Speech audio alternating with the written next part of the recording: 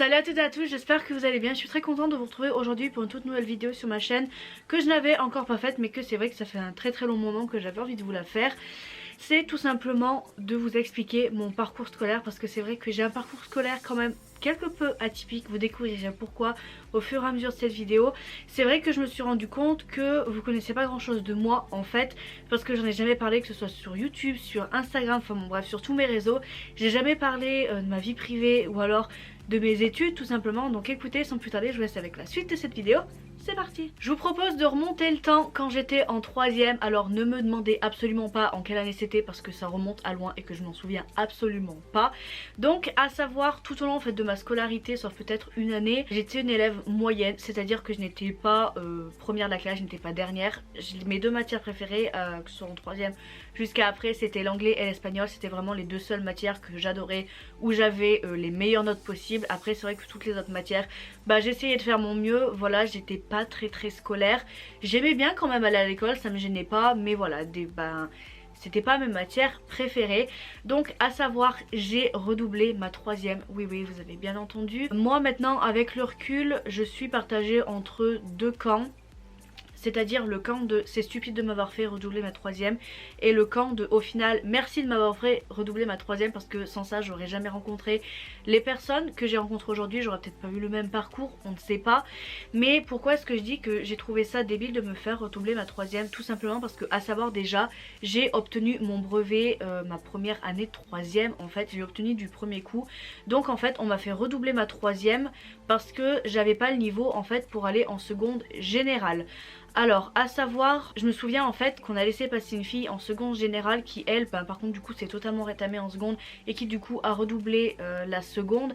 Et pour moi, à mon sens maintenant, je trouve qu'en fait il vaut mieux redoubler une seconde, parce que je pense que ça apporte plus de choses qu'une 3ème. Et en fait si vous voulez, pendant cette première année de 3ème, mes professeurs à la limite étaient d'accord pour me laisser passer en bac professionnel, mais mes parents et moi, enfin surtout mes parents, n'ont pas voulu en fait me laisser passer en seconde professionnelle. Alors je ne blâme pas la seconde professionnelle, moi au contraire je trouve ça génial. Je trouve que quand on sait ce qu'on veut faire, en fait je trouve ça absolument top du top. On se focalise vraiment sur le métier qu'on veut faire, etc. Et vous allez comprendre qu'après mon parcours c'est un peu entre général et professionnel. Mes parents ont décidé de me changer d'établissement. Bon, ils m'ont demandé mon avis avant aussi, mais j'ai dit oui, allons-y. Et comment vous dire que quand j'ai redoublé ma 3ème, j'ai changé d'établissement, et j'ai rencontré des personnes avec qui je me suis liée d'amitié pendant très longtemps. J'ai vécu une des meilleures années de collège que j'avais vécu en 4 ans, et du coup ça c'était génial. Donc dans un sens c'est pour ça que je dis que je regrette pas d'avoir redoublé cette 3ème. Quand je suis arrivée pour redoubler ma 3ème, donc l'année se passe, j'ai toujours les mêmes résultats que l'année précédente. Vient le moment en fait de choisir ce que je veux faire plus tard, et là j'allais dire c'est un peu même reblote que mon année précédente. C'est à dire qu'en fait mes professeurs étaient pas encore ok pour me laisser passer en seconde générale, tout simplement. Donc avec mes parents, enfin surtout ma mère, il a fallu trouver en fait une autre possibilité d'études que je pourrais faire, mais sans forcément aller en seconde professionnelle en fait. Parce que à savoir, ça je l'ai appris après, c'est qu'en fait il est toujours plus simple de passer d'une filière générale à professionnelle que d'une filière professionnelle à générale. C'est possible mais pas énormément. Donc là ma mère me dit pourquoi est-ce que tu partirais pas en roulement de tambour, en hôtellerie restauration. En fait le monde de l'hôtellerie, si vous voulez, ça emploie des gens tout le temps, et c'est avec le temps que j'ai compris pourquoi ça employait autant. Voilà, mais du coup j'ai décidé de partir en hôtellerie restauration, pas en bac pro. À savoir, les bacs hôtellerie restauration généraux ça n'existe pas, on va dire ça comme ça. C'est à dire qu'en fait c'est un peu tout mélangé. Donc j'ai décidé de partir en bac technologique hôtellerie restauration, donc qui se passe comme tous les autres bacs, c'est-à-dire en 3 ans. Maintenant je crois que ce bac s'appelle le bac STHR, si ça n'a pas changé encore. Donc je suis partie dans la Loire dans une bonne école hôtelière. C'est vrai que l'hôtellerie restauration c'est un monde à part, parce qu'en fait vous devez rentrer directement en seconde pour pouvoir suivre. Vous pouvez également rentrer en fait directement en première, mais je vous avoue que c'est pas super évident, parce que pendant l'année de seconde en fait on apprend énormément de choses.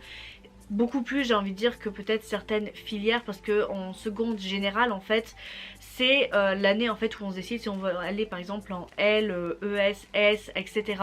Alors qu'en hôtellerie, enfin, dès la seconde en fait on y est directement, on n'a pas possibilité en fait de choisir bah je veux faire ça, c'est justement après en fait l'année du bac qu'on choisit exactement la spécialisation dans laquelle on veut faire. Attention, uniquement encore pour les bacs technologiques. En fait, si vous voulez, quand vous partez en seconde technologique en hôtellerie-restauration, vous avez deux parties. Vous avez la partie générale, mais également la partie professionnelle.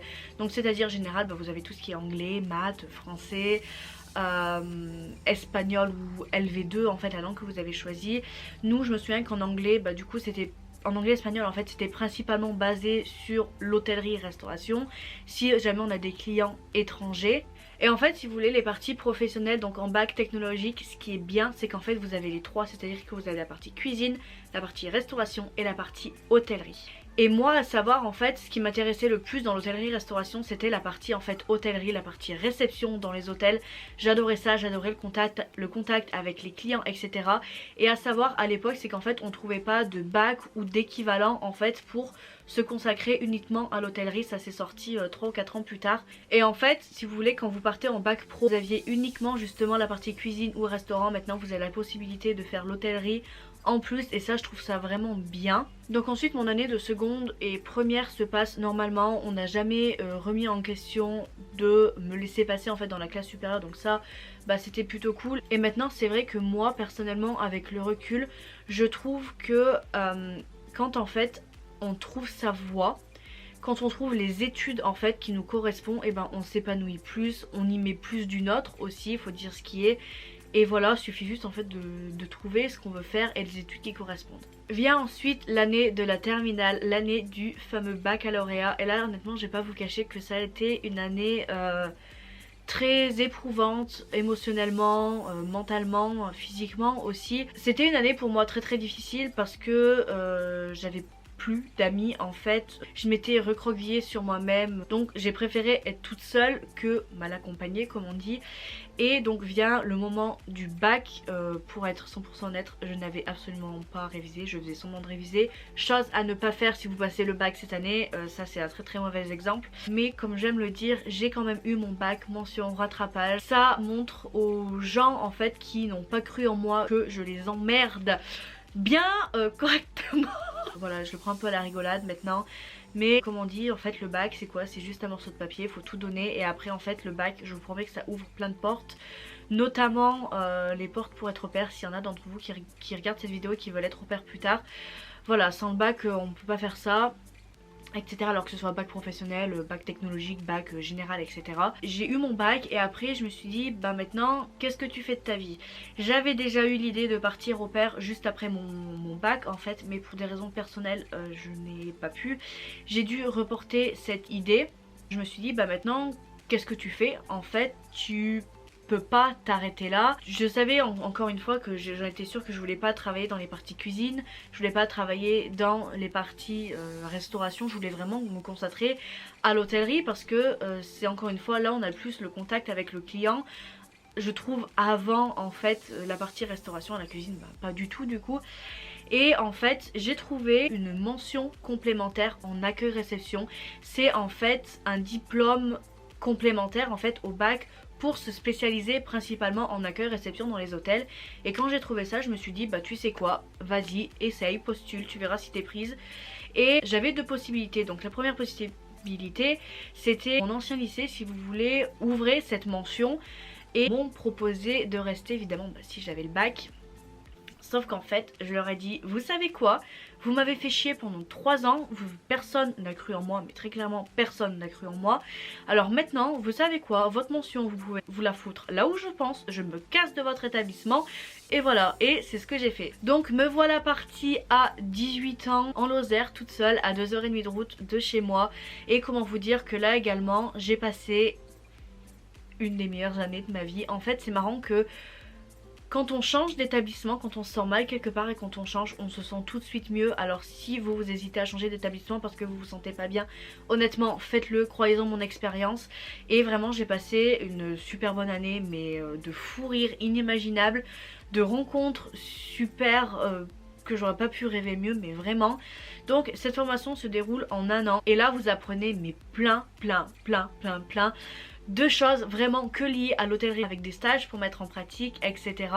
Et franchement, vraiment rien à redire sur cette formation. Et en fait oui, cette formation c'est vraiment une qualification en plus de notre précédent diplôme. Et là arrive la fin de cette formation en un an et là je me dis reblote, qu'est-ce que tu vas faire de ta vie? Alors j'avais toujours l'idée de partir faire fille au père, mais à savoir pour faire fille au père, j'ai dit dans une précédente vidéo, il nous faut 200 heures de babysitting avant de partir et que j'en étais loin, très loin. Il me semble que de mémoire j'avais à peine 10 heures, etc. Et là je me suis dit bah Valentine, tu as deux choix. Soit tu continues dans l'hôtellerie et du coup bah entre temps tu essaies de trouver du babysitting pour avoir ces 200 heures et pour éventuellement bah du coup partir plus tard. Soit tu changes complètement de voie, tu dis adieu au monde de l'hôtellerie restauration, tu fais l'idée en fait que tu avais depuis longtemps, c'est-à-dire l'idée de partir dans la petite enfance. Oui, vous avez bien entendu, vous avez bien compris. Et devinez Valentine ce qu'elle a fait à 19 ans. Elle a dit ciao l'hôtellerie restauration, je me casse avec les gosses. Voilà, non, plus sérieusement, j'ai décidé au final de partir dans la petite enfance. Alors pourquoi? Vous savez qu'en troisième, on a des stages à faire et que moi, ben, mon premier stage quand j'étais en troisième, je l'avais fait en école maternelle et que quand j'ai redoublé, je l'avais refait dans une autre école maternelle et qu'en fait, j'adorais travailler avec les enfants, mais j'adorais, je trouvais ça génial. Et j'avais toujours cette idée en fait de me dire, bah travailler avec les enfants, je trouve ça cool, etc. Et du coup, je me suis dit, bah écoute, pourquoi pas faire ça? Pourquoi pas tenter? Donc j'ai décidé tout simplement de faire un CAP petite enfance en un an dans une école. Alors oui, en un an ça existe. Si vous avez l'obtention du bac, vous pouvez le faire en un an. Bah, sinon il faut faire le CAP en 2 ans. En normal en fait. Donc j'ai fait ça dans une école toujours dans la Lozère. Et là, je vous mens pas, on était deux à se battre en gros pour la première place, pour être tête de classe. Et ça a été encore une fois, même encore plus que les autres, vraiment l'une des meilleures années de toute ma vie. Je me suis épanouie dans ce que j'ai fait. Ça faisait très longtemps que je m'étais pas épanouie comme ça. J'adorais en fait découvrir, m'occuper de bébés, d'enfants, d'être en stage dans les écoles maternelles, dans les crèches. Et là je me suis dit mais en fait Valentine, bah c'est vraiment ça que tu veux faire en fait, tu veux vraiment travailler avec les enfants. Je vais pas vous cacher aussi que j'ai décidé de faire cette formation aussi pour atteindre plus facilement en fait mes 200 heures de babysitting, parce qu'à savoir que quand vous êtes en stage, que ce soit en crèche, en école maternelle, votre nombre d'heures avec les enfants explose. Au final quand je suis partie, il me semble que j'avais vraiment, mais je vous mens pas, je pense que plus de entre 1000 et 2000 heures avec les enfants. Et du coup au final j'ai trouvé ma voie, je sais que je veux travailler avec les enfants. Et donc après l'obtention de mon CAP petite enfance avec brio, on va dire ça comme ça, la suite c'est ça, c'est que je suis partie faire fille au père et que maintenant c'est encore rebelote, c'est-à-dire qu'il faut que je trouve quoi faire de ma vie.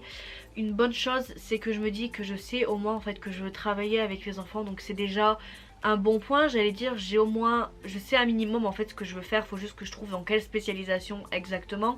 Mais bon, chaque chose en son temps, c'est un bon début. Je vous ferai une vidéo par rapport à ça, à ce que je pense faire après mes 2 années d'au pair. En tout cas maintenant ce que je me dis avec le recul, quand je regarde mon parcours scolaire, quand j'y pense, je me dis qu'en fait au final je ne regrette absolument pas d'avoir fait l'hôtellerie-restauration, parce que ça m'a appris énormément de choses sur moi-même et aussi sur les autres. Ça a affirmé mon caractère, parce que comment vous dire qu'en hôtellerie, pour moi si vous n'avez pas de caractère les gars c'est mort, vous vous faites marcher, que ce soit par les clients ou alors tout simplement par vos collègues. Ça m'a appris vraiment beaucoup de choses. La question est, si maintenant vous voulez la poser, est-ce que un jour je retournerai dans l'hôtellerie restauration? Je ne sais pas, seul l'avenir nous le dira.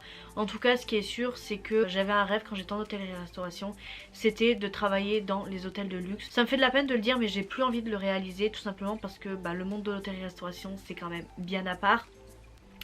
Et que du coup si un jour je devais revenir dans l'hôtellerie principalement, du coup vu que c'est ma formation, j'aimerais en fait revenir plutôt dans les hôtels familiaux, parce que on est plus en plus petit comité, etc. et je trouve ça beaucoup mieux. Après comme on dit, ne jamais dire jamais, encore une fois seul l'avenir nous le dira, mais pour l'instant je sais que je veux travailler avec les enfants.